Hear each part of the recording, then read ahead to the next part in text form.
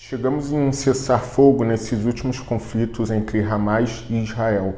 Não exatamente a Palestina e Israel, já que sabemos que o Hamas tem muito mais domínio em Gaza, enquanto Fatah tem muita mais atuação dentro de Jerusalém. Mesmo Jerusalém estando sob a administração de Israel, o Fatah tem forte influência política na região. Tivemos 11 dias de conflito e o que podemos tirar daí? O que podemos imaginar como uma resolução dos conflitos? Será que é possível alcançar paz no atual cenário? Eu quero deixar alguns cenários bem postos aqui. Primeira coisa, o Hamas foi eleito democraticamente, mas o seu mandato era para ter terminado em 2010 e as eleições são sempre adiadas. O Fatah perdeu as eleições, porém o Fatah é conhecido como um grupo mais moderado. Pode-se esperar do Fatah alguns acordos com Israel por divisão de terra. Já o Hamas foi criado sobre a ideia de movimento pela libertação da Palestina. Temos vários grupos piores do que o Hamas ainda na questão de violência e não acordo, não moderação, que não aceita mediações de conflito. Um exemplo deles é a Jihad Islâmica. A Jihad Islâmica é um grupo que, se assumir o comando da região, por exemplo, o Hamas se enfraquecer, ela passa a ser um movimento que confronta direto com o Fatah. Logo, se ela for eleita pelas pessoas que acreditam que o Estado de Israel não pode existir na região, a guerra tende a se intensificar.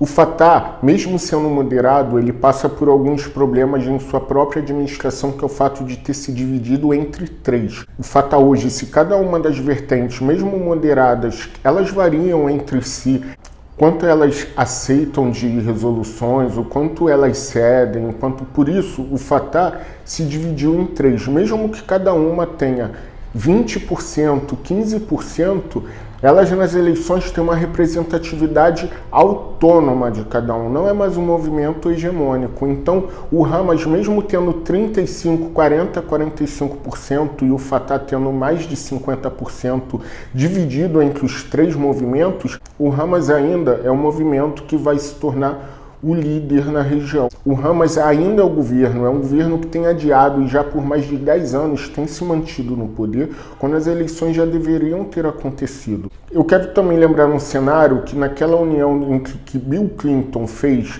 aquele acordo entre Israel e Palestina, o Israel propôs a divisão da esplanada das mesquitas, aquela esplanada que é dividida em Jerusalém entre os israelenses, judeus e os palestinos.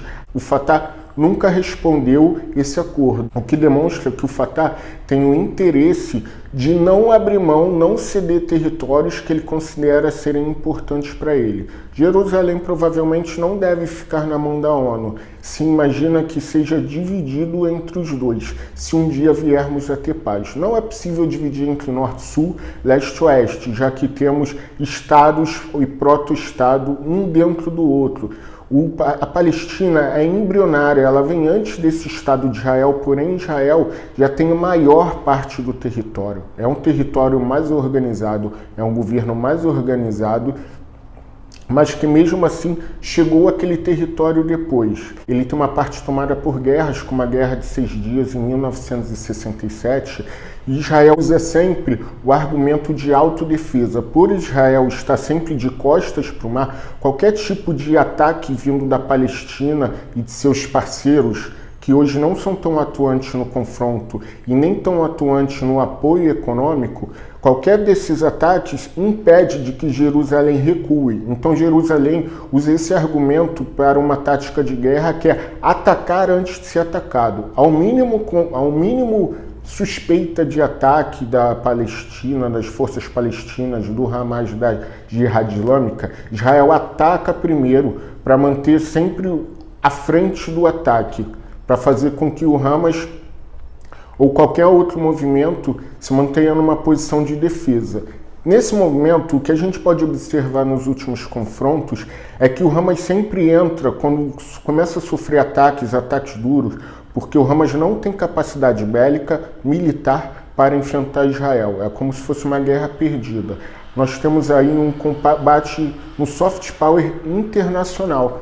Israel tem perdido o apoio internacional nos últimos anos, em que se existe um maior compromisso, uma maior percepção do que foi essa divisão de terras. Portanto, qualquer divisão, por mais que Israel tente alavancar a sua cultura, alavancar a capacidade, a compreensão do mundo diante da sua administração, eles vêm perdendo um pouco desse soft power toda vez que há confrontos. Existe uma simpatia com o povo palestino que militarmente, por ser mais fraco, sofre baixas e é muito mais penalizado diante dos confrontos. O que podemos esperar quanto a isso?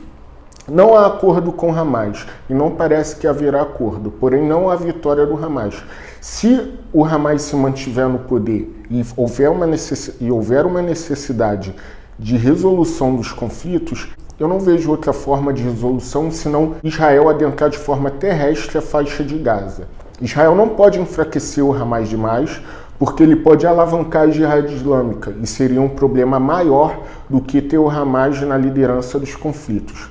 Ao mesmo tempo que o Fatah, por estar dividido em três, é mais difícil que haja uma cooperação Israel-Fatah para derrubar a Jihad Islâmica e o Hamas, e então haver uma pré-negociação de Israel com o Fatah pelas divisões de território. Seria uma opção melhor, porém é difícil dizer se o Fatah se tornar o líder de um Estado palestino dividido com Israel dentro do próprio território, mesmo que haja uma divisão amistosa desse território, é difícil dizer se não haverá movimentos embrionários dentro do própria Palestina ou dentro do próprio Israel, já que há árabes palestinos dentro de Israel, que possa vir a aumentar, crescer ou começar de forma política ou violenta um novo movimento. Nós temos a Irmandade Islâmica pelo mundo todo que sempre propicia o aumento ou o nascimento de um novo movimento desse.